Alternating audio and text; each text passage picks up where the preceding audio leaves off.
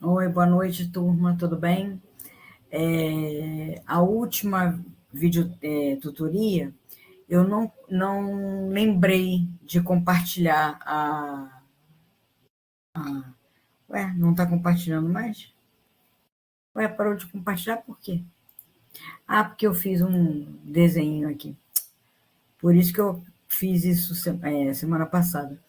Na semana passada, a videotutoria está sem o compartilhamento da tela, né, das apostilas.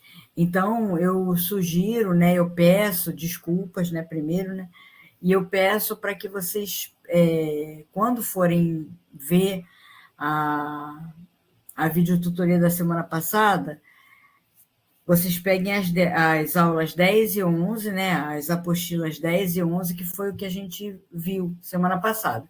Então, aí vocês deem uma olhada, abram, né, a apostila de vocês, para que vocês possam acompanhar, porque eu não compartilhei a tela. Eu devo ter feito isso. Eu botei a tela para compartilhar, desenhei um rabisquinho ali, rabisquei alguma coisa, apaguei e saiu o compartilhamento, né? Uma bobagem mesmo que a gente faz, enfim, tá? Mas vocês abrindo a apostila, vocês vão ver logo do que eu estou falando e tal, tá? Então, hoje a gente vai ver as aulas 12 e 13, né? Começa a entrar no ecossistema urbano, no, na apostila 13, e, enfim, né? Eu vou dar uma dica de filme para vocês verem, se vocês puderem, é claro, né? Mas não que vá cair, não que vá ser cobrado, né, na AP2, né, mas para vocês verem, para vocês terem ciência, né, do que pode acontecer a partir dos resíduos sólidos e tal, tá? Então, vamos lá. Tem uma errata aqui, ó, vocês já estão, essa aqui é errata mesmo, né, não é complemento, aqui na aula 12 tem um engano, né, aconteceu um erro, né, na apostila. E aí, então, a gente fez essa errata para poder, né, consertar, né, acertar o que tá errado lá na apostila. Tá bom? Então, vamos lá. A gente ainda está nos ecossistemas marinhos, né, a segunda parte, então, e a biodiversidade, né. Ambientes de água salgada correm risco atualmente devido em grande parte às ações humanas que não respeitam as normas básicas de conservação ambiental. Diante disso, reafirmamos a importância de trabalharmos as informações relativas aos ambientes marinhos e seus componentes bióticos e abióticos, junto aos alunos da educação básica. Essa seria uma forma de contribuir para um melhor entendimento desse imenso ecossistema e de incentivar a adoção de um modelo de desenvolvimento mais ecologicamente sustentável. Tá? Então, vem aqui, né? Como a gente ainda não tinha falado sobre peixes e tal, né? Peixes, ontem, hoje e amanhã, né? O uso inadequado de equipamentos de pesca extremamente sofisticados e precisos está acarretando uma grande destruição dos ambientes marinhos. Então, a gente viu, né, em algum momento, que fazer pescas, né, artesanais, né, pescas pequenas e tal, é muito mais importante, é muito melhor do que essas pescas predatórias, né? Com os grandes pesqueiros, né? E tal. Porque esses grandes pesqueiros, eles não se preocupam com o momento em que os animais estão, né? Se estão se reproduzindo, se estão filhotes, se estão grandes, né? Eles não têm essa preocupação. Eles lançam aquela rede no mar ou no rio, né? E aí, então, eles vão pegando tudo, né, que vem. Então, uma grande rede com trama pequena pega muita coisa e pega coisa que não deve, né? Inclusive peixes filhotes, né, que ainda não se reproduziram, e é esse o problema, né? Pegar animais que não se reproduziram ainda, não tem idade para se reproduzir, e pegar peixes de todos os tipos, de todas as espécies que estão se extinguindo, enfim, né? Então, as pescas, os pescadores artesanais, aqueles que, né, têm um outro tipo de trabalho, uma outra visão, e que sabe que se pescar tudo não vai ter futuro, né, a pesca, né? Então, eles fazem tudo dentro da regra, eles obedecem às leis ambientais e tal, tá? Cardumes inteiros podem ser localizados com auxílio de satélites e computadores, e assim facilmente pescados. Então, é claro que a tecnologia está aí para o bem e para o mal, né? Então, uma coisa que é muito, né, importante, né, que é a tecnologia, ela pode servir para uma coisa que não é boa, que não é legal, né? Então, a gente tem que ter em mente isso também, tá? Embarcações modernas de pesca são equipadas para recolher o máximo possível de peixes em menor espaço de tempo e com menor custo. Se por um lado é interessante, por outro é um grande problema ambiental e social. Ambiental, porque nessa forma de pescar, poucos indivíduos de um cardume conseguem escapar e dar continuidade à espécie. Social, porque os pescadores artesanais, né, que continuam a pescar de maneira tradicional, acabam não tendo como conseguir suficiente para o seu sustento da sua família. E também não tem como competir com esse pessoal que, né, vem com o pé na porta e, né, arrasando com todos os animais que estão por ali.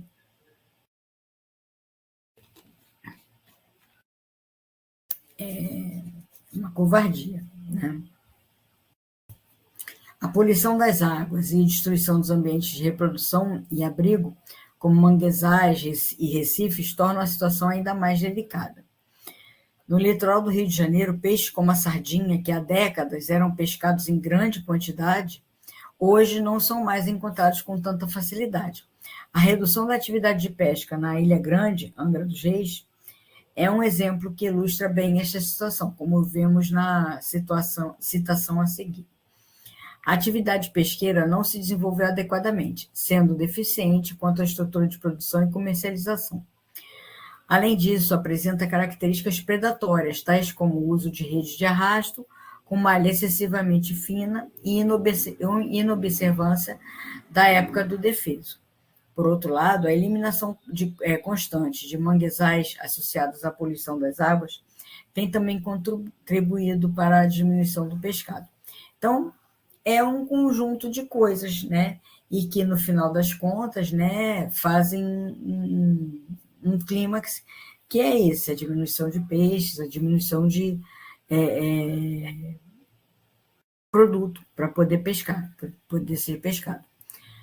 Como os peixes são elementos importantes em ecossistemas marinhos, a sua utilização pelo ser humano não pode ocorrer de forma predatória. Os alunos da educação básica devem aprender um pouco mais sobre esses animais. Precisam, por exemplo, reconhecer sua morfologia, fisiologia, como se comportam em ambientes naturais e seus mecanismos de adaptação. Quando você for professor de ciências, né, e de biologia, deverá estar apto a trabalhar com seus alunos esses e outros assuntos, né? Então, vamos lá. Como fazer isso, né? Pegar um peixe fresco, né? De preferência comprar na feira. Assim, por exemplo, eu faço feira no sábado, né? Então, para dar aula durante a semana não é adequado, não é bom, né? O que é bom é comprar, né? Adquirir o peixe, né? Um dia antes da aula, pelo menos, né? Ou então, se você passa por uma feira no dia da aula e tal, você compra naquela hora, né? Compra na hora. Só que antes você lembra que a gente fala que você tem que fazer a prática antes, tem que testar, né? O que você vai fazer e tal. Então, assim, você tem que fazer isso antes, né? Da aula que você vai dar. Porque você vai observar a parte interna do peixe, né? Os órgãos, né? As vísceras todas do peixe, né? Então, é uma coisa que tem que ser feita antes para você não. Ah, o que é isso? O que é aquilo? O aluno vai perguntar, você não sabe, né? E tal, tá? Então, você vai precisar, né, de um peixe fresco. Ah, sim. E também tem que ver se na feira, né, eles vendem peixe fresco, porque tem feiras que só tem peixe congelado, né? Às vezes o filé já está pronto, né? E o próprio filé está congelado também. Então, assim, tem que ver se tem aquele peixe fresquinho, aquela sardinha. Normalmente, sardinha eles levam fresquinho, né? Não, não deixo a sardinha congelada, não, né? Então, vai comprar um peixe fresco, pode ser uma sardinha, e também não pode comprar um só, né, gente? Tem que comprar alguns, porque a coisa pode dar errado e tal, né? Uma bandeja ou tabuleiro, faca de cozinha, lupa de mão, um pedaço de plástico para forrar o local que você vai fazer a atividade, e um palito de churrasco, né? Então, você vai começar a atividade, né? Tente segurar o peixe com uma das mãos. Então, antes de abrir o peixe em si, né? Você tem que fazer algum, algumas observações com os alunos, né? Então, tenta segurar o peixe com uma das mãos. O animal é escorregadio, né? Coloque o peixe na bandeja, passe delicadamente a mão no peixe, sentido cabeça, cauda, né? Então você vai da cabeça para a cauda e depois faz o contrário, né? Cauda, cabeça, tá?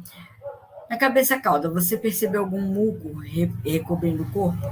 Passe delicadamente o dedo no peixe, sentindo cauda, cabeça, o que você observou.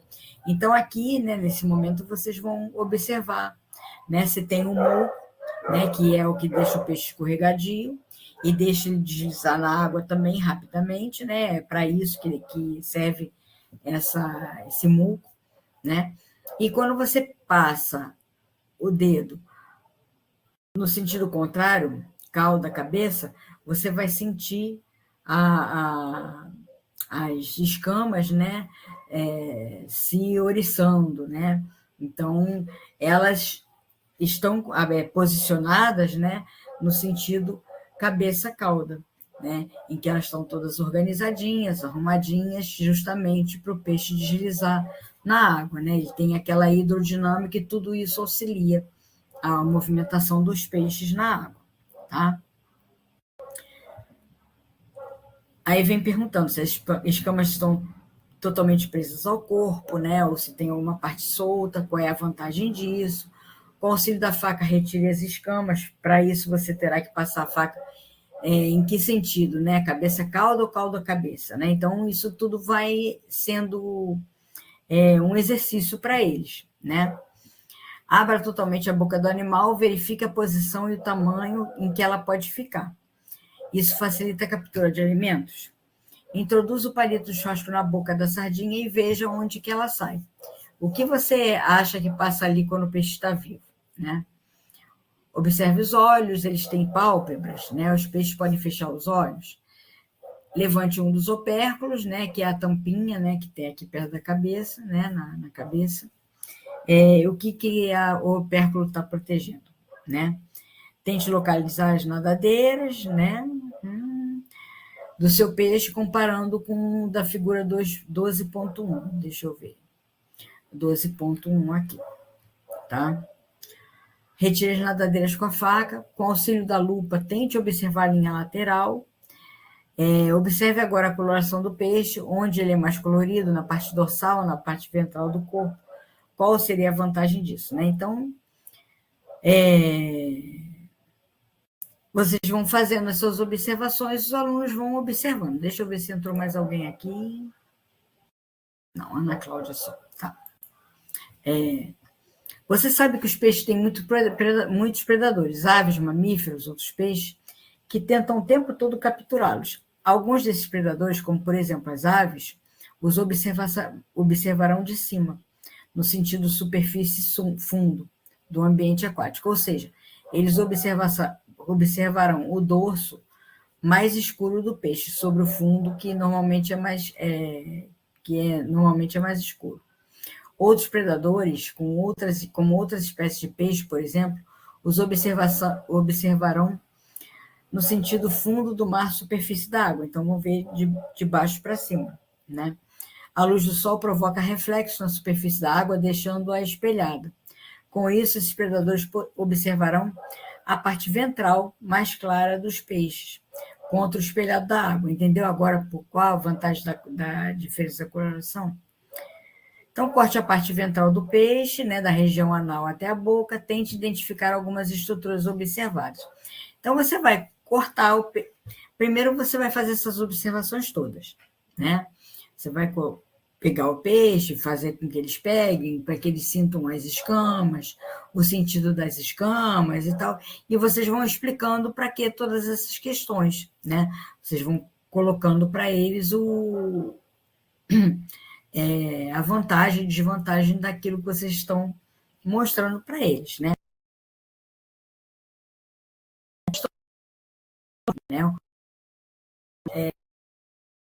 Aproveitar ao máximo, né? São as aulas práticas, tá? Bom, aqui vai pedir para vocês tirarem as vísceras, observar o peixe depois de aberto e tal, tá? E aí, olho de peixe morto, né? Sempre que tem o período de Páscoa, né? Vem a reportagens, né? Lá na pescaria, na peixaria, né? Para falar com os consumidores, perguntar como é que eles conseguem observar o peixe. Aí também o vendedor também vem falar, né? As condições dos peixes e tal, tudo mais, tá? Então, quando, né, o peixe está com um olhar opaco e tal, ele está com o olho de peixe morto, né? E que aí não é indicado, né, para consumo, tá?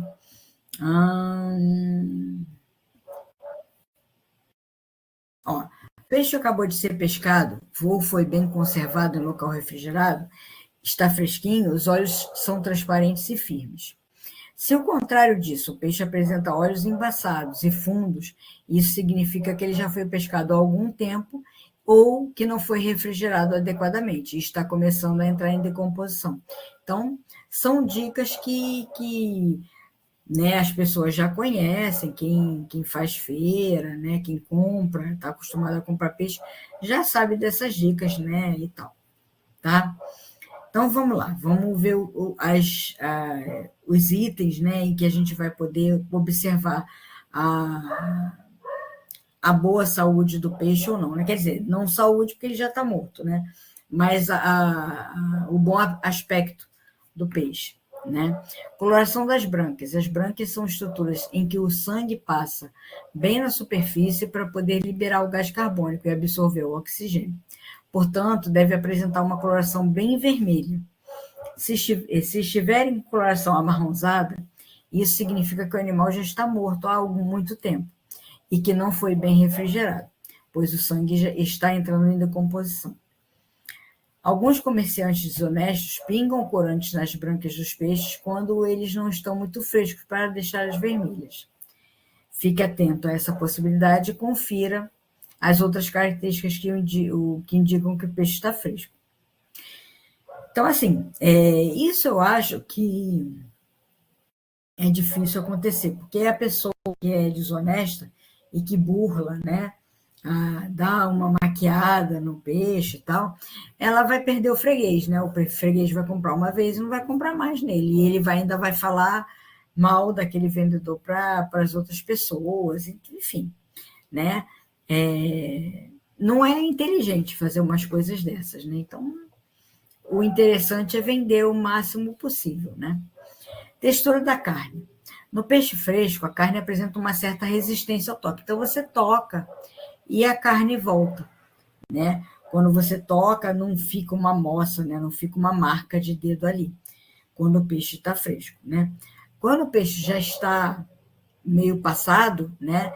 Então, você toca na carne do peixe e ela fica, né? Fica a marca do dedo que você apertou ali, tá? Presença de muco. No peixe fresco é possível observar a presença de muco envolvendo seu corpo, o que o torna escorregadio. Cheiro característico. Os peixes têm um cheiro que lhes é peculiar e que se altera facilmente quando o animal entra em decomposição. E aí, decomposição é outro cheiro que não é característico do peixe, né? Ictiólitos. São nódulos calcários que contêm fósseis de peixes em seu interior, os quais apresentam muitas vezes excepcionalmente preservados. Também conhecidos como pedras de peixes, os ictiólitos são muito comuns em níveis cretáceos, nos níveis cretáceos da formação Santana, na bacia do Araripe, no nordeste do Brasil. Devido à preservação excepcional dos espécimes, têm sido muito estudados por especialistas que se dedicam ao estudo de peixes fósseis. E, infelizmente, têm sido também igualmente vendidos como objetos decorativos por comerciantes. Então, assim, quando você tem um fóssil ou um material arqueológico, alguma coisa assim, não é para comercializar, né, gente? Aquilo faz parte da história do local e tal. Então, história ambiental e, no caso da arqueologia, pode ser uma história de comunidade, história social, enfim, né? E no caso dos peixes e de fósseis, de uma forma geral, é da história natural daquele local, né? Então, assim, é importante que vocês saibam, que vocês coloquem para os alunos que isso é ilegal, né? A venda ou artefatos indígenas atuais, tudo bem, né? Mas o que pode ter sido feito pelo homem, né, na história antiga, né, é ilegal, né? Então, alertar os alunos, né, para que eles saibam, para que eles tenham aquela visão crítica, né, de tudo que eles possam ver mais adiante. Hoje em dia tem no Mercado Livre venda de fósseis, venda de itens arqueológicos, à torta de direito, né? Então, colocar isso, e tem gente que é profissional, às vezes, ou da paleontologia ou da arqueologia, fazendo as vendas. Eles mesmos têm a coleção, né, pessoal deles, né, todos com um ego gigante, né? E, enfim, fazendo esse tipo de comercialização, né? Então, aqui vem falando da formação da Terra, né, dos períodos, né, em que os fósseis foram acontecendo, né? E aqui, então, vem uma imagem, né, do ictiólito, né, que é, então, a pedra de peixe, ou peixe fossilizado, né? Então, aqui vai ensinar, né, a fazer um peixe, né, um peixe fóssil, né? Não vai ser um peixe fóssil, né, gente? Vai ser um peixe atual e que foi, né, colocado no gesso e tal para ficar petrificado e tudo mais, tá? Então vamos lá. Aí é tipo aquela coisa do aquário, do ranário, né, que vem um monte de itens para vocês obterem, né, para vocês conseguirem, e depois vai explicando passo a passo, né, como se fosse um bolo, né, gente? Tá? Então, um peixe inteiro, gesso, água, guardanapo de papel, pote para preparar o gesso, pincel ou algodão, uma caixa de papelão com laterais bem vedadas que comporte o peixe. Se necessário, use fita adesiva para, né, vedar, né, a caixa. Vaselina ou óleo de cozinha, saco plástico. E agora, como fazer? Né? Coloca um pouco de gesso e a mesma quantidade de água no pote, misturando bem. Aí você vai fazer a massinha, né, o cimentinho, vamos dizer assim. Pega a caixa de papelão que servirá como base para o seu peixe, unte-a com vaselina com a ajuda do pincel ou algodão e coloque um saco plástico. Ou coloque um saco plástico. Despeje a mistura de gesso e água até preencher metade da caixa de papelão. Pegue o peixe, enrole-o no guardanapo de papel para que o mesmo absorva o excesso d'água e retire o papel. Com um pincel ou um chumaço de algodão, passe a vaselina no corpo do peixe, que é para ele não pegar o tal de cimento, né? O gesso, né? Enfim.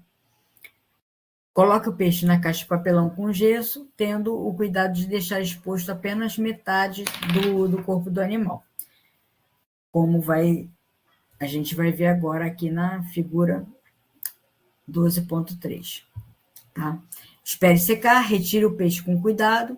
Ao retirá-lo, você irá perceber a impressão do mesmo gesso. Ela corresponde ao molde da parte do seu peixe. Novamente, com a ajuda do pincel ou algodão, passe uma camada de vaselina no gesso. Não exagere, nem seja muito econômico, na medida certa. O importante é que você perceba que há vaselina em toda a extensão do gesso. Prepare uma nova mistura de gesso com água e despeje sobre o molde. Espere secar. Retire cuidadosamente o gesso do pote. Graças à vaselina ou ao saco plástico, ele deverá se desprender facilmente. Então, você vai fazer um moldezinho, né? Você colocou o peixe, ele ficou fundo, depois você vai, coloca de novo, mas tem que botar vaselina ou saco plástico ali, e aí você vai conseguir retirar, né? Depois você vai conseguir, que secou, né? Que secar o gesso, você vai conseguir retirar a parte do peixe que está fossilizado, né? E se de tudo for difícil fazer isso, né? Vocês podem moldar à mão livre, né? Um sabonete. Então, pegar, né? Fazer aquele desenho de peixe, né? Clássico e tal. E aí tentar colocar, né? Os detalhes, né? Das escamas, nadadeira, etc, etc. No sabonete. Né? Então, vai ser... isso não é tão difícil assim. O do gesso é mais difícil um pouquinho. Né? Mas dá para fazer, demora um pouquinho, pode ser feito, de repente, com o pessoal do ensino médio, né? Para fazer com o pessoal do ensino básico, né? Da educação básica, vai ficar uma lambança, né? Vamos dizer assim, tá? Nem só de peixes vive o mar, seria o caranguejo. Tá. Siri e caranguejo são o mesmo animal? A gente sabe que não, né? Então, na mesma pegada, né? Do sapo, rã, perereca, do caga, do jabuti, tartaruga, né? Então, comparação de animais muito semelhantes, que vivem em ambientes semelhantes, né? E que, então, né, pode haver uma confusão aí, tá?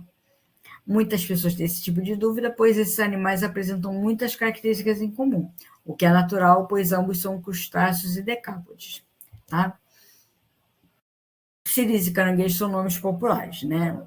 Poderíamos dizer que os animais chamados popularmente siris são caranguejos que possuem capacidade de nadar, devido às adaptações do corpo que facilitam seu deslocamento e a vida dentro d'água. Então, vamos lá. Tem aqui deixa eu aumentar mais um pouquinho, para vocês para quem estiver no celular, né, poder observar melhor.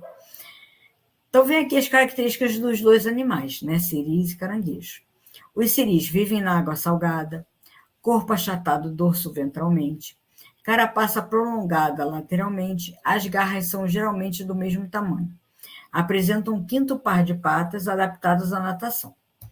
Já os caranguejos vivem na água doce e salgada, em ambientes terrestres, próximos à água, como o mangue, por exemplo. Então, os caranguejos são aqueles animais que se intocam, né, no solo instável do mangue, né, no solo aquoso do mangue. Tá? Corpo mais arredondado e côncavo, carapaça não prolongada lateralmente, e frequentemente uma das garras é maior que a outra. Não apresentam patas adaptadas à natação. Então, os siris nadam e os caranguejos não. Os caranguejos andam, tá? Então, aqui você tem uma figura de um siri. Aí eu vou falar aqui que é o siri, isso aqui é um exercício, né? E a figura de um caranguejo, tá? Caranguejos são aqueles que vivem no mangue, eles têm que ser mais robustos para vencer aquele substrato que é a terra lodosa, né? Que é aquela terra úmida, né? A areia úmida, tá?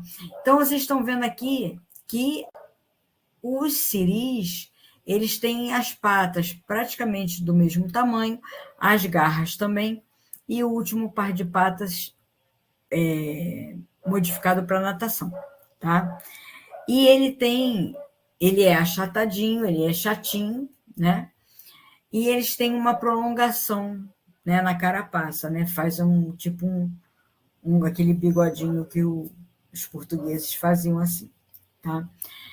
Já o caranguejo é muito robusto, ele precisa ser forte mesmo para poder vencer esse substrato que ele tem que ele anda e que ele se intoca, né? Então ele tem que ser mais robusto, mais forte, né? Uma lança, né? Uma pinça, né? Uma das pinças é maior que a outra, né? E as patas são todas iguais, eles andam na terra, tá? Aqui então vem um exercício em que você vê, aqui tá, você tem as características dos siris, aqui vocês têm as características dos caranguejos, né? E aí vocês têm duas figuras, né? O exercício vai colocar um texto, né, em que vai dizer que a letra A é o fulano de tal, aí você tem que completar, os alunos têm que completar, e a letra B é o cicrano, tal. Acontece que depois que a gente vê todas essas características aqui, né, e dos siris, e todas as características do caranguejo, não tem dúvida, né, de que a letra A é o siri e que a letra B é o caranguejo. Acontece que aqui está o exercício e tal, mas isso aqui é aquela caixinha cinza em que tem o comentário. Então, aqui vem dizendo o contrário. Você acertou, se denominou A como caranguejo e B como siri, né? Então, no comentário, o A está como caranguejo e o B como siri, quando, na verdade, é ao contrário. Aí, a gente fez uma errata para que vocês não façam, né, não estudem errado, né, de forma errada, né? Então, vocês têm que abrir essa errata, né, quando vocês estiverem estudando a aula 12, para poder ver direitinho o que, né, a informação. A informação aqui está errada, né? O A não é um caranguejo e o B não é o siri. É ao contrário. A letra A é siri e a letra B é um caranguejo, tá? Então, essa errata é somente para isso, não está atualizando nenhum tipo de informação, não está atualizando a o conteúdo, é realmente porque ali na apostila não está certo, tá ok? Então, por favor, quando vocês forem estudar para P2, vocês abram a errata da aula 12, para vocês visualizarem isso, né? Para vocês terem em mãos esse comentário acertado, tá? Aqui vem mostrando a diferença entre o siri macho e o siri fêmea, né? Que há como diferenciar.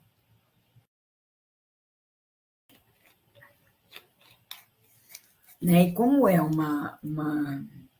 um conteúdo que cabe também dentro dos seres vivos, né? Então, nada mais natural que se saiba quem é quem, né? Aqui você tem um esquema, né?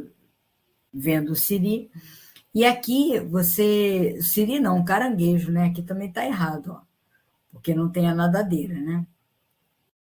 Então, aqui você tem no abdômen do animal, né? Vocês têm um compartimento, tanto para a fêmea quanto para o macho. Aqui tem um compartimento grande, né? E aqui tem um compartimento mais fino, mais delgado, triangular, tá? Isso serve para quê? Para que a fêmea carregue os ovos, né? Então, aqui vai aparecer, né? A fêmea vai ter a parte final, a parte mais baixa do abdômen, né? Esse compartimento mais largo, né? Uma abertura maior. E o macho não precisa, porque o macho não carrega ninguém, né? Eles não carregam os ovos para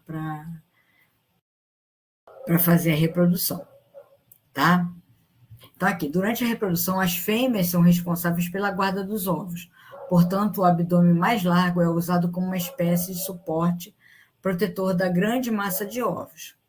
Se algum dia você encontrar uma fêmea carregando seus ovos, devolva imediatamente ao seu ambiente de origem para que possa dar continuidade ao processo reprodutivo. Ah, eu quero levar para os meus alunos verem, não sei o quê. Pega, fotografa. Agora todo mundo tem um celularzinho, né, com máquina, né, para fotografar. E aí, pronto, leva para os alunos a foto, não o animal, tá? Devolve para o mar. Então, coleção didática. Ah, isso aqui eu aumentei, não diminui, né? Coleção didática. Ambiente marinho ao alcance das mãos. Então, por exemplo, quando vocês não podem fazer viagens, vocês não podem ir num local, num zoológico, enfim, né? Vocês tendo uma coleção didática, não precisa ser só de animais marinhos, né? Vocês podem ter uma coleção didática de alguns animais. Só que, por exemplo, de ambiente marinho, vocês podem comprar alguma coisa que já estava morta, né? Algum animal que já está morto. Então, coloca no álcool, né? E pronto. Né? Os animais ficam lá num vidro, né? Num potinho de vidro, para serem observados. Os alunos podem manipular, vocês podem tirá-lo do álcool para poder ver numa bandeja. Então, assim, fazer a coisa direitinha, certa, tá? Então, vamos lá.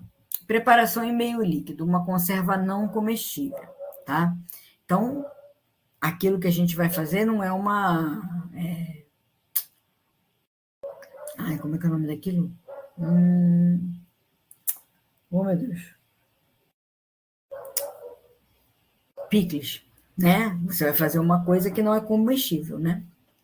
Então, tá. Adquire em uma feira ou mercado animais mortos que irão compor a sua coleção, né? Foi o que eu falei ainda há pouco. Os marinhos são mais fáceis por causa disso. É difícil você achar um passarinho em bom estado, já morto, que esteja sendo comercializado, a não ser aves, né, para comer, que já estão sem pena, essas coisas assim, né, já estão preparadas para o alimento, tá? Então, peixe, camarões, siris, polvos, lulas, né, mexilhões, etc. Selecione vidros transparentes de boca larga com tampa e com tampa plástica. A tampa plástica é para não enferrujar, né? E os potes de vidros, né? Os vidros, né, transparentes, são para uma melhor visualização. E quando a gente bota certas coisas no plástico, quando a gente guarda alguma coisa no plástico, primeiro, né? O plástico não é o material adequado, porque ele é opaco, né? Ele não é transparente como o vidro, né? E aí a gente fica difícil de observar. Além disso, o plástico resseca. Vai passar um tempo, tudo bem que você pode não ficar muito tempo naquele colégio, né? Enfim, né? O colégio pode fechar, enfim, né? Várias alternativas, né? Mas o plástico não é o guardador, né? O acondicionador adequado para isso, né? Para esse tipo de material, tá? Os tamanhos dos vidros irão variar de acordo com os animais a serem condicionados. Se você pegou camarão, você pode botar num vidro menorzinho, né? Não vai ser um camarão só, né, gente? Camarão vocês podem botar bastante, né? Ou não, né? Porque camarão é caro também. Prepare uma solução de álcool a 70%. Lembre-se de que o álcool adquirido em farmácias é 96%. Para diluir este álcool a 70%, junte 260 ml de água a 700 ml de álcool. Tá? Se o animal for grande, com volume corporal avantajado, é necessário utilizar formol diluído a 10%. Para preparar essa solução, considere o formol comercial a 40% como formol puro e utilize uma parte de formol para 8 a 9 partes de água. O formol é normalmente encontrado em farmácias. Observe o que diz a citação a seguir a respeito desse assunto. Peixes de proporções maiores devem ser fixados através de injeções de formol a 10%, que devem ser aplicadas ao longo de toda a musculatura do animal. Então, você vai aplicando o formol a 10% em todo o corpo do animal, tá? O líquido deve ser injetado até que haja dificuldade em injetar o fixador, ou seja, dificuldade em baixar o êmbolo da seringa, até saturar o animal, tá? É importante anexar uma etiqueta de identificação do animal. Essa etiqueta deve ser de papel, com identificação escrita a lápis e amarrada com linha, barbante fino ou fio de nylon. Coloque o animal no vidro, tendo cuidado de manter os membros bem posicionados. Coloca o animalzinho arrumadinho para entrar no vidro, tá? Preencha o frasco com a solução de álcool até cobrir o animal. Coloque uma etiqueta com dados de coleta, como procedência, data, quem coletou e identificação do animal. Observação: o nível de álcool deve ser avaliado periodicamente. Se estiver abaixo do animal, preencha com mais solução. Com o tempo, é possível que a solução fique turva ou escurecida. E aí é hora de trocar o álcool, tá? Taxidermizando siris e caranguejo.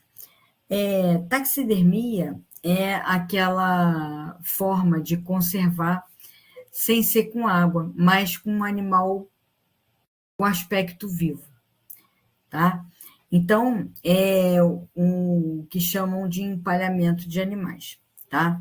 É uma forma de conservar animais por via seca, ou seja, sem colocá-los mergulhados em um líquido conservante, como a solução de álcool ou formol. Normalmente, o termo taxidermia é mais utilizado para vertebrados, mas também é possível adaptar a técnica para conservar invertebrados, né? Siris e caranguejos são invertebrados, né, gente? Então, vamos lá. Você vai precisar, né, para taxidermizar, siris ou caranguejos comprados em feira ou mercado. De preferência, compre um exemplar macho e uma fêmea. Tesoura de ponta fina, faca com ponta, estilete ou bisturi. Uma bandeja plástica ou tabuleiro, luvas, pinças, algodão, papel absorvente, formol a 10%, álcool a 70%, seringa de injeção. Bom, se prepara, né? Coloca as luvas, né?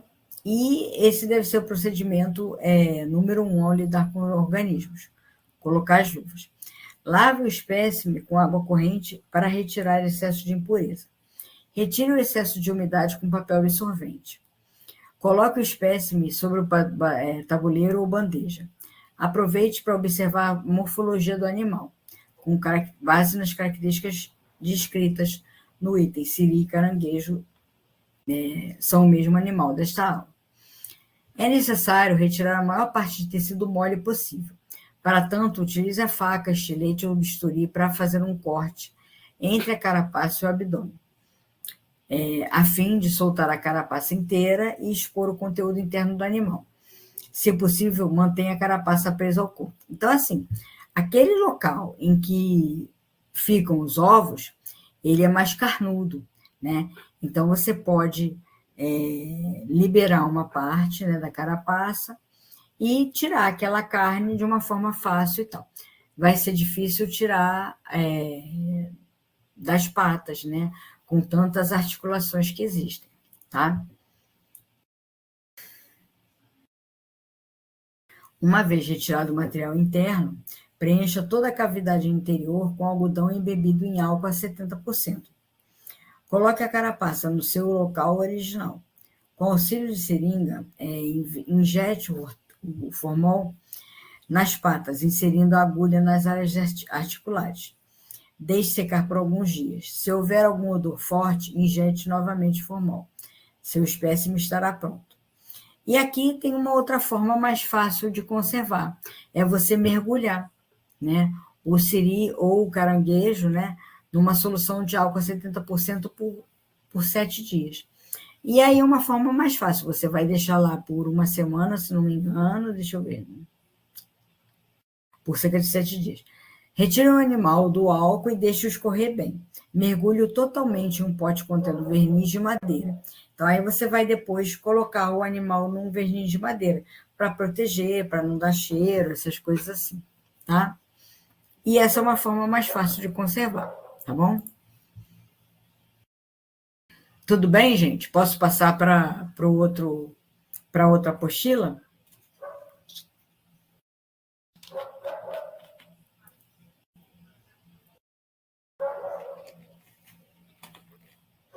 Então, vamos lá. Que a AP2 está logo ali, né, gente? A gente piscou, já está no Natal, né? Então, a AP2, então, que é mais perto, né? Vai chegar antes. Bom, então agora a gente saiu, né, dos ecossistemas, né, normais, né, que a gente conhece e tal, e a gente vai passar para o ecossistema urbano, né, que é onde a gente mora, tá? Então, é comum, ao falarmos em ecossistemas, pensarmos em florestas, rios, mares, manguezais ou algum outro tipo de ecossistema natural. Quase nunca pensamos no ecossistema com que, de modo geral, temos mais contato, o ecossistema urbano. Pode parecer estranho, mas os ambientes construídos pelos homens, como pequenos povoados e grandes cidades, também são considerados ecossistemas. Então, eu não sei se eu já comentei aqui com vocês, eu acho que eu já tive essa conversa com vocês, mas a gente, quando fala ecossistema, e quando a gente fala ambiente, ou meio ambiente, a gente não se coloca dentro do meio ambiente, a gente está sempre à parte disso, né? A gente não consegue se inserir dentro do meio ambiente, o que é um erro, né? Nós somos animais também, somos racionais, tudo bem, mas assim, a gente faz parte desse meio ambiente todo, né? A gente pode não estar numa floresta, pode não estar no manguezal, a gente pode não estar no cerrado, mas a gente, na cidade, participa, né? E atrapalha o meio ambiente, muitas vezes, né? Quase sempre, tá? Então, se o homem se colocasse dentro de um ecossistema, né? Ele estaria, né? Seriam muito mais fáceis as coisas, né? As soluções, as resoluções e tal, tá? Então, a gente vai falar um pouco do lixo. Vocês não devem colocar na AP lixo, mas sim resíduo sólido, tá? Resíduo sólido é o nome mais correto agora, hoje em dia, né? De tratar, de usar, né? Na vez de usar o termo lixo, né? Vocês usarem, então, resíduo sólido, tá? Então, o que é lixo, né? O que é o resíduo sólido? Resto das atividades humanas considerados pelos geradores como inúteis, indesejáveis ou descartáveis. Normalmente, apresentam-se sob estado sólido, semissólido ou semilíquido, com um conteúdo líquido insuficiente para que possa fluir livremente. Aterros sanitários são depósitos de resíduos sólidos construídos de modo a reduzir os impactos sobre o meio ambiente. Tá? Eu vou aqui sugerir para vocês um vídeo que talvez vocês tenham visto em alguma outra disciplina, né? Ou que vocês já tenham visto mesmo espontaneamente, ou passou pela mão de vocês por algum motivo, ou algum colega, né, mostrou para vocês, enfim, né? A história.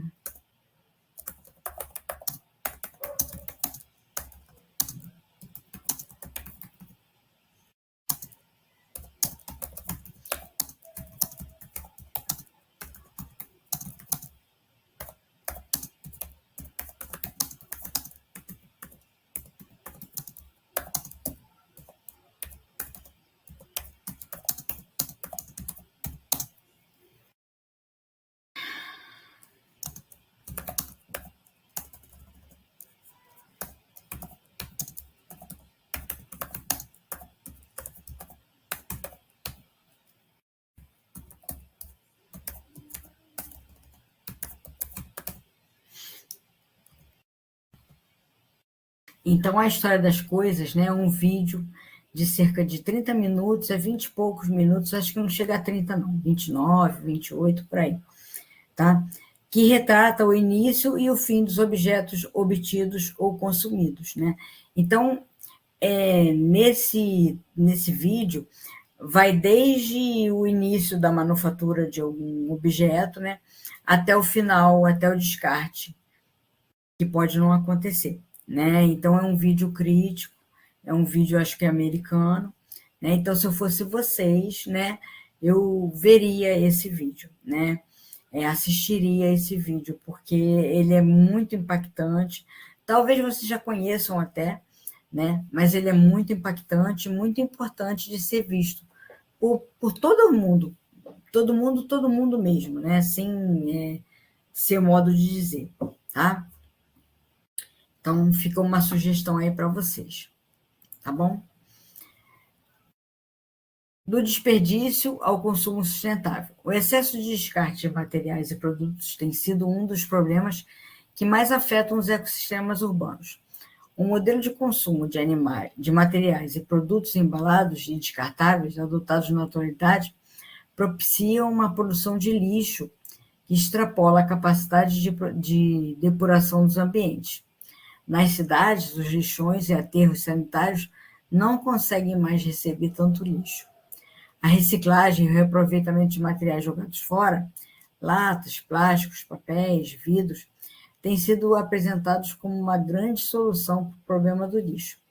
Na verdade, a reciclagem e o reaproveitamento são medidas reparadoras de um problema criado anteriormente, o excesso de produção de lixo, né? Então, porque tem muito lixo, é preciso reciclar, é preciso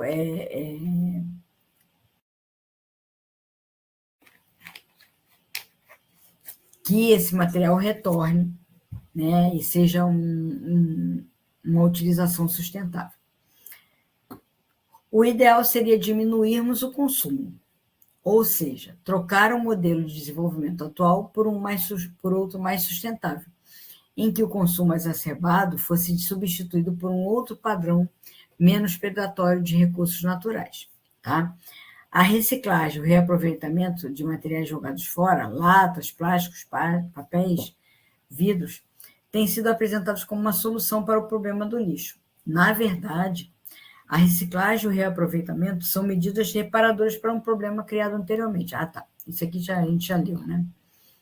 Tá repetindo. A palavra reciclar,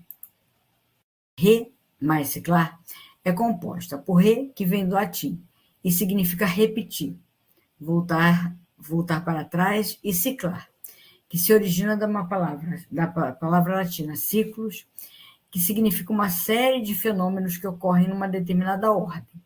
Portanto, a reciclagem é um processo industrial por meio do qual um material descartado, lixo, né, resíduo sólido, retorna ao ciclo de produção para ser transformado em produto semelhante ao inicial ou em outro, né?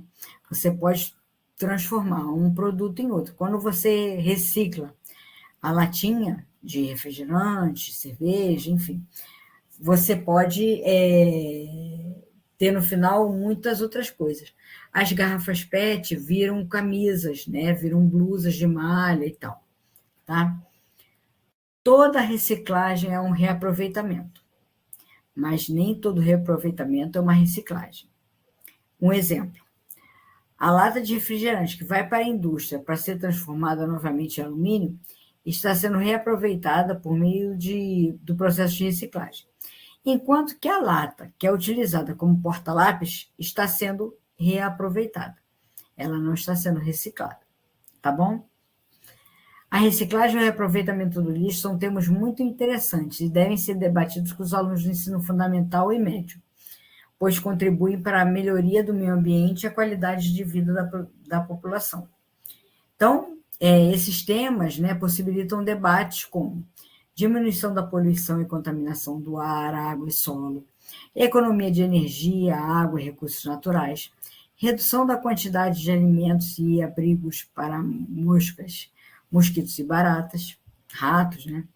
diminuição da proliferação de vetores de doenças, melhoria da limpeza urbana, redução do volume de lixo, aumento da vida útil de lixões e aterros sanitários, produção de compostos orgânicos, geração de renda e de empregos para a população não qualificada, por meio da comunicação dos materiais recicláveis ou dos produtos gerados, né? Desenvolvimento da autoestima e da criatividade da população, concorrência entre as empresas, criando um diferencial entre as que produzem materiais a partir dos reciclados e aquelas que utilizam matérias-primas virgens. Isso aqui é tipo assim, empresa amiga do ambiente, né? Empresa sustentável. Então, isso aí agrega, né? Boas características, boas práticas para uma empresa, tá? Desenvolvimento de práticas sociais ecologicamente corretas e socialmente justas, né? PET, né? Vem aqui naquela caixinha cinza. É a sigla de polietileno tereftalato, um polímero que foi desenvolvido na década de 1930 e que desde então é muito utilizado nas indústrias têxteis, fotográficas e automobilísticas. Atualmente, este poliéster é produzido em larga escala no processo de fabricação de embalagens, principalmente de bebidas carbonatadas, tá? Então,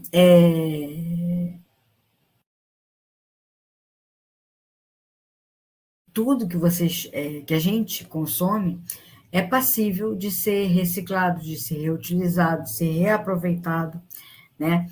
Mas o que eles falam? Que essa etapa da coisa, né? Reciclar, reaproveitar, enfim, é uma fase que poderia não existir se a gente consumisse menos, né? Então, o problema está no consumo exacerbado, né? Não propriamente lógico, a existência do objeto, né? A existência das coisas, né? Ela faz com que a gente ou consuma ou, enfim, né? Compre e adquira de alguma forma e tal, né? Mas se a gente não consumisse, isso seria mais. Daí seria melhor para o ambiente, tá? A composição do lixo mudou de forma drástica nas últimas décadas. Se no início do século XX era constituído principalmente de materiais orgânicos de fácil decomposição, como cascas de frutas, restos de alimentos e papéis, atualmente é formado por materiais industrializados e de difícil decomposição, como vidros, garrafas PET, latas de alumínio. Esses materiais, além de servirem de abrigo para vetores, né, e aí estão aqui os animais, de várias doenças, entupir ralos e bueiros, quando lançados em locais próprios, agravam enchente, demoram a se decompor, o que dificulta o retorno das substâncias que os compõem para o ambiente, né? O tempo de decomposição dos resíduos sólidos varia em função da quantidade e do tipo de materiais presentes, de condições de calor, pressão, a umidade do ambiente e a presença de decompositores, como os fungos, insetos, bactérias, etc. Tá? Então, aqui vem um quadro, né, que é importante que vocês vejam, não é preciso decorar, né, que isso pode cair de uma forma... o alumínio, né, se decompõe em cerca de 1000 anos, aí depois vem uma explicaçãozinha e daí a pouco vem o questionamento, né? Pode ser que seja assim. Então, vocês não precisam exatamente decorar isso, tá? Então, aqui você tem o material, né, e o tempo de decomposição. Alumínio, acima de 1000 anos. Borracha de pneus, acima de 100 anos. Chiclete, cerca de 5 anos. Orgânico, entre 3 e 12 meses. É mais rápido, né? Palito de picolé, acima de 10 anos. Papel, entre 3 meses e vários anos. PET, acima de 50 anos. Material. Gente, me embolei aqui. palito picolé, papel entre 3 meses e vários anos, PET, acima de 50 anos, plástico em geral, acima de 100 anos, tecido, cerca de 12 meses, e vidro, acima de 100 mil anos. Então, todo mundo fala, né, da garrafa PET e tal, não sei o quê, o vidro, ele demora muito mais para se decompor. No entanto, o vidro, né, é uma coisa, um objeto que pode ser utilizado para o resto da vida, né? Primeiro, ele pode servir para acondicionar a comida, né? Que é melhor do que acondicionar no plástico, porque o plástico ele deixa cheiro, ele tem, né, aquela substância que pode ser cancerígena quando você esquenta no micro-ondas e tal. Então, assim, o plástico foi bom numa época em que as pessoas, se considerava que o vidro, né, era um utensílio ruim.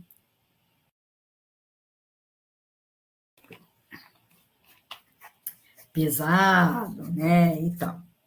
Então, o plástico foi colocado como, né, o herói, né, do momento.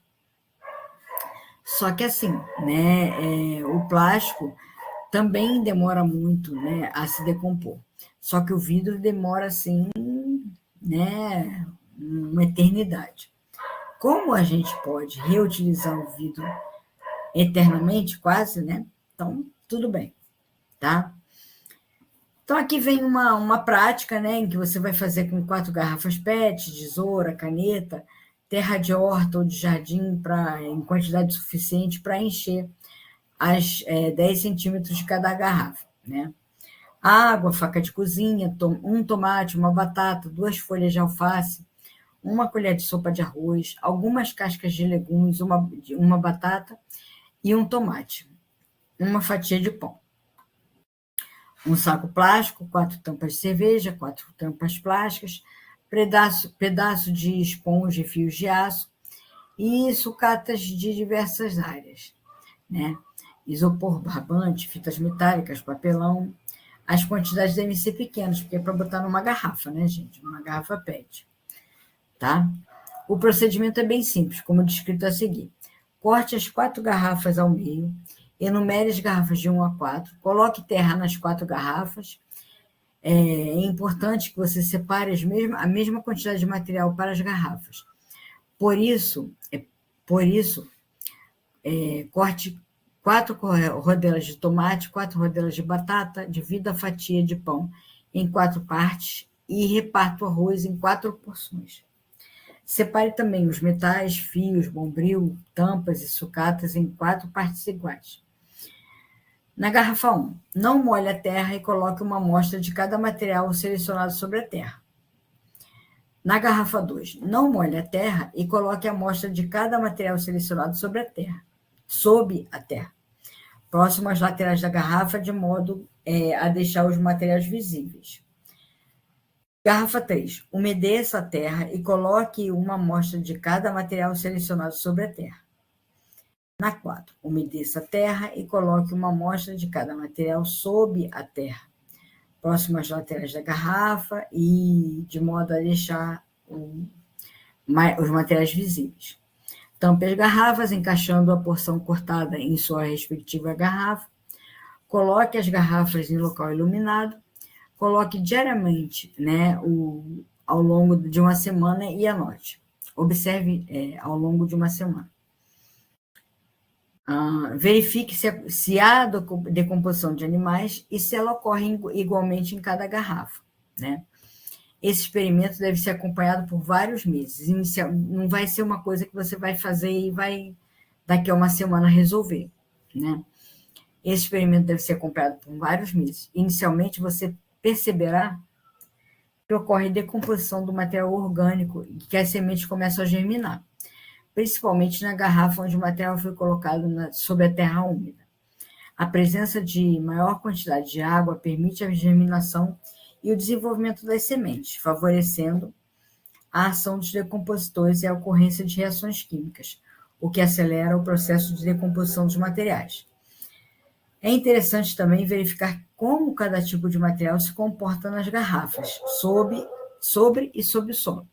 Alguns irão se decompor melhor sobre o solo, em contato direto com o ar, com a luz e com os organismos de superfícies. Outros sob o solo. Com isso, você poderá abordar com seus alunos a questão de aterros sanitários, proteção e da degradação do lixo, da ação de seres decompositores, etc. E aqui obtendo o gás do lixo, né? Vem aqui o texto, né, na caixinha cinza, né, falando sobre o biogás, e aqui então vem, né,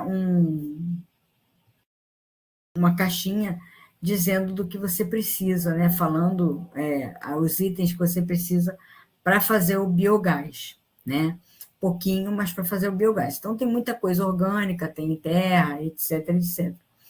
E aí você vem aqui com uma lata, né, de leite ou de Nescau, uma lata de alumínio, né?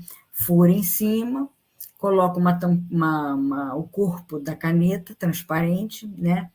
E tampa, né? E coloca uma bexiga, uma bola, né? De encher, né? Na ponta do corpo da caneta. E aí, conforme o gás vai sendo produzido, né? Aquilo ali é um produtor de biogás. Aí a bola vai começando a encher, encher, encher. Os alunos vão adorar isso aí. Chato porque, assim, né, o que está ali dentro eles não vão poder observar, né? Mas a coisa da bola ir enchendo, né, vai ser legal, né? É bem interessante, né? Aí vem a resposta comentada, etc, etc. Aqui a formação, né, a produção de papel artesanal, papel machê, né? Então, que você tem que botar na água várias vezes, passar no liquidificador, e secar, e botar numa tela, etc, etc.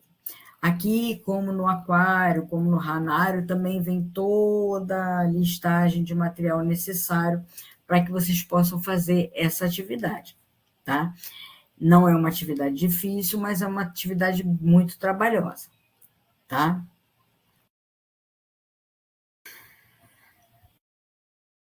Bom, essa atividade pode ser desenvolvida em conjunto com professores de outras disciplinas. Lembra daquilo lá do início da disciplina, né, em que você pode juntar, né, outros conhecimentos, outros saberes, né, outros professores, outras disciplinas, para fazer o estudo como um todo, né? O professor de história pode complementar a atividade trabalhando a origem do papel, o de português, a importância do papel para a escrita, o de artes plásticas, né? Desenvolvendo cartões e caixas com papel obtido. Cada área vai aproveitar o papel artesanal da melhor forma possível, né? E aqui a apostila vem falando sobre o afastamento do homem da natureza, ao ponto, né, das crianças não saberem de onde vem o leite, não reconhecerem os animais, galinha, boi, vaca, ovelha, enfim, né? Deles não saberem que a galinha tem pena, essas coisas assim, né? Então, isso tudo é porque a gente mora, né, em locais, né, em áreas muito urbanas, né? Sem a presença da natureza, sem a presença de um sítio, por exemplo, né? Por exemplo, na zona atual, né, sudoeste, eu acho que agora, né, você tem muitos sítios, né, Vargem Grande, Vargem Pequena, são locais que têm muitos sítios que são utilizados, né, não são sítios de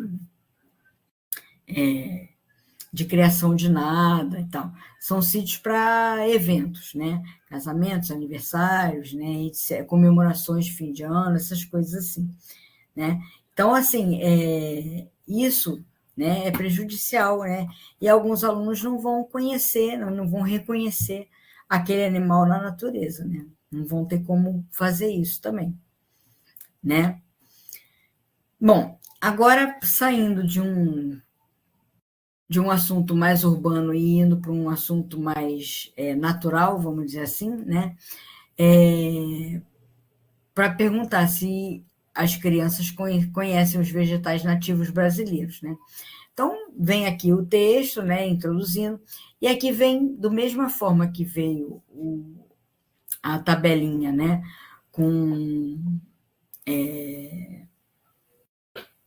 a tabelinha com a decomposição, né, de cada material e tal, aqui você tem também uma tabelinha, né, com alimentos nativos e alimentos introduzidos, que não são nativos do Brasil, tá? Então, abacaxi, araçá, araçá é uma coisa parecida com a goiaba, né?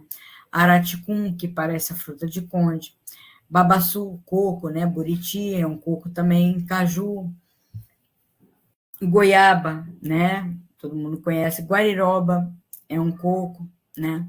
Ingá é uma planta leguminosa, jatobá também, macaúba, mandioca ou aipim, mangaba, maracujá, pequi, pera do cerrado, pitanga e pitomba. Então, todos esses são alimentos nativos. Tem mais, né, gente? Mas aqui só para exemplificar.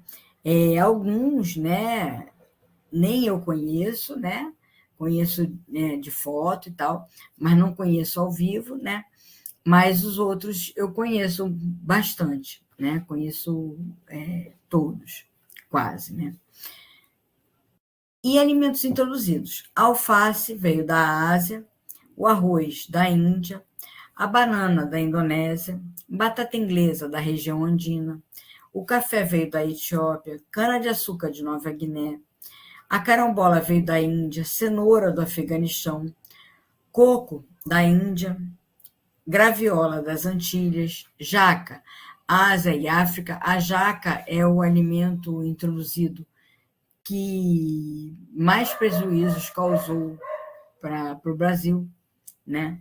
Laranja da Ásia, maçã da China, mamão da América Central, manga da Índia, melancia da Índia, melão da Ásia e o tamarindo da África. É interessante, né, a gente ver que alguns desses alimentos, né, não são brasileiros, né? A banana é uma coisa assim, né, de a gente ficar boquiaberto, né? Banana é um exemplo mais, né, clássico, né? E a manga também, o que tem de mangueira no Brasil, né? Então, assim, são vegetais, né? São plantas muito, muito, muito bem adaptadas, muito plásticas, né? No sentido de adaptabilidade, né? Então, elas não têm uma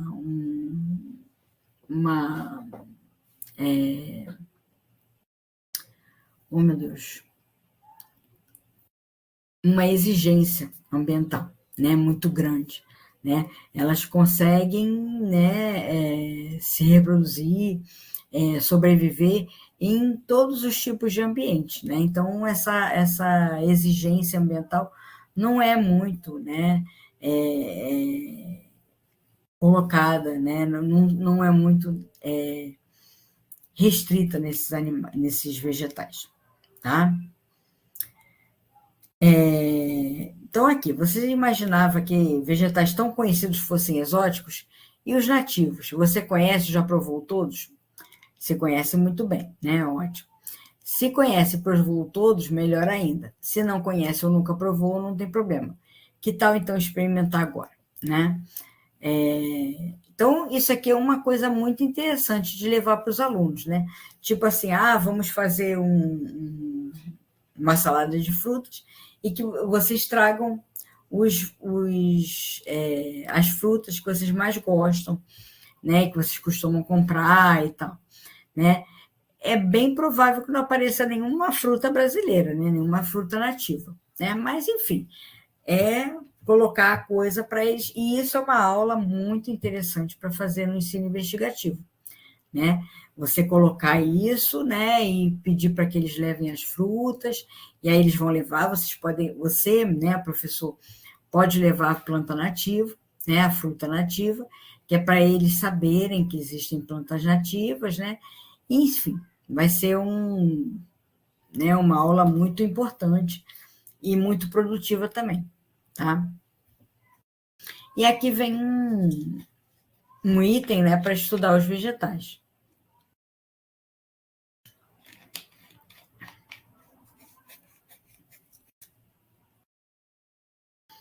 Vamos lá.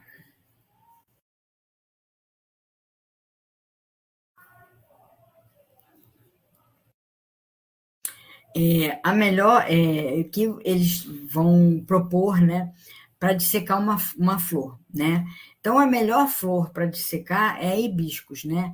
Deixa eu ver se eu coloco aqui uma figura de hibiscus para você. Porque às vezes a gente fala, né? E vocês não ligam o nome à pessoa, né?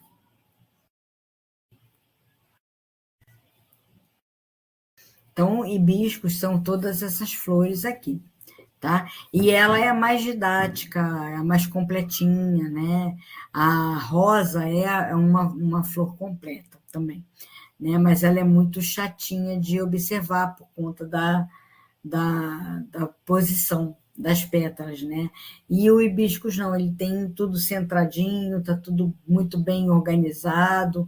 O hibiscus se presta muito para esse papel de destrinchar a flor, né? E colocar, né, todas as estruturas e tal, para esquematizar, para fazer e tal, tá? Então, aqui, né, vem todas as partes da flor, né? Isso aqui é uma flor de monocotiledônia, porque tem tépala, né? Em vez de pétala e sépala, né? Então, aqui você tem, né? Tépala interna, tépala externa, guia de néctar, antera, filete, que formam o estame, né?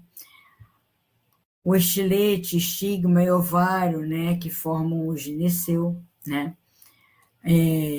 O ovário, o óvulo, né?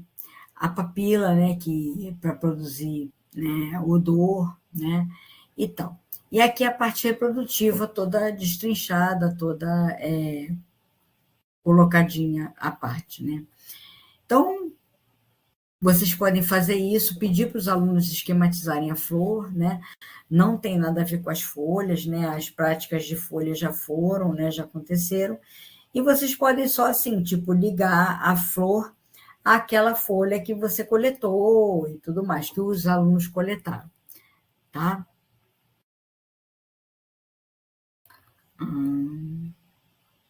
Então, aí é que vem, né, para destrinchar a flor. E aqui os frutos. Vocês podem também, por exemplo, se eles levarem, né,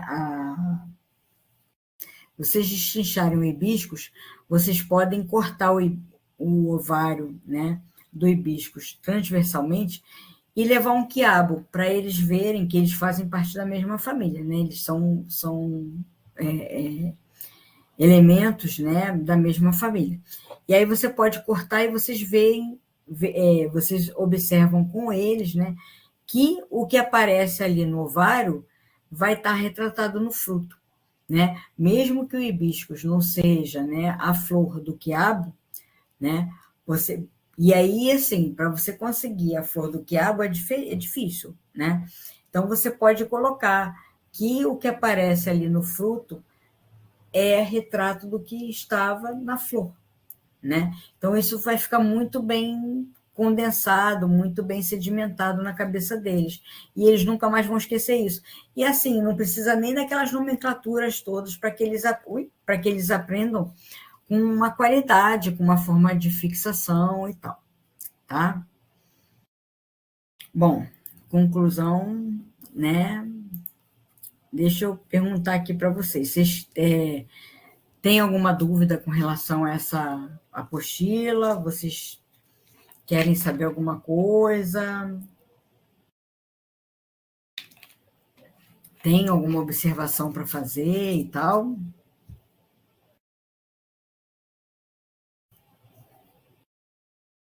Tranquilo. Então, vou perguntar para vocês se vocês querem alguma explicação com relação à AD. A AD está bem simples, né? Mas, né, pode ser que vocês tenham tido alguma dúvida, né? E que precisem, né? saber, né, tirar alguma dúvida sobre a AD. É só responder as questões, né? E na última questão, colocar Oi, Renata, boa noite, não vi que você chegou, né? Colocar um animal que esteja passando por risco, né, de extinção, né, a partir da emergência climática, se vocês têm conhecimento. Uma coisa que eu vou colocar aqui, né, e aí quem não tiver aqui vai poder ver a gravação e saber, né, é que assim, existem vários animais que estão sofrendo com a emergência climática, né? Nesses exemplos, vocês podem dar exemplos, né, de animais brasileiros ou, no mínimo, né, pelo menos do Cone Sul, né? Não vai pegar, né, urso polar, né, não sei o quê. Vamos, né, olhar para o nosso, para a nossa terra, né? Para os nossos animais, para os nossos vegetais e tal, tá? Mas vocês querem tirar alguma dúvida com relação a D? Vocês têm alguma dúvida com relação a D? A hora é agora para perguntar. Senão a gente pode ir parando por aqui também. A gente pode terminar a aula porque as duas últimas apostilas acontecerão na semana que vem, tá?